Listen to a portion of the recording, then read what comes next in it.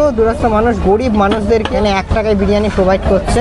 দেখি লাইনে পাইনি তো আপনার শ্বশুরের দোকানে চাই থেকে বেটার টেস্ট। গরিব মানুষ না, আপনি লাইনে কেন?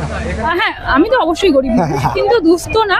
তারপরে দেখি না এটা চিকেন বিরিয়ানি দেওয়া হচ্ছে 1 টাকায়। 1 টাকার বিরিয়ানির সঙ্গে ওই বিরিয়ানি কোনো কম্পেয়ার করো না। এখানে কিলো কিলো ঘি দেয়নি তাই প্রচুর মানুষের ভিড় আজকে। 700-800 ট্রাস্টের আহ্বানে ফ্রি প্রমোশন, যারা বলে প্রমোশন দেখো ফ্রি প্রমোশন। যাদেরকে প্রয়োজন অসহায় মানুষ আমরা তাদেরকে ফ্রিতে প্রমোশন করি, তাছাড়া ফ্রিতে আমরা কাউকে প্রমোশন করি না। 1 টাকার বিরিয়ানি তো খেলেন, তো আপনার শ্বশুরের দোকানে চাই থেকে বেটার টেস্ট না, শ্বশুরের দোকানে বিরিয়ানি বেশি ভালো। এই জন্য বলে বৌমা কোনোদিন শ্বশুরের নামে বদনাম করবে না। একদম শ্বশুরের দোকানে মধ্যে ওই 1 টাকার বিরিয়ানির সঙ্গে ওই বিরিয়ানি কোনো কম্পেয়ার করো না। এটা গরিব মানুষের উদ্দেশ্যে করা। কেন এখানে কিলো কিলো ঘি দেয়নি তাই?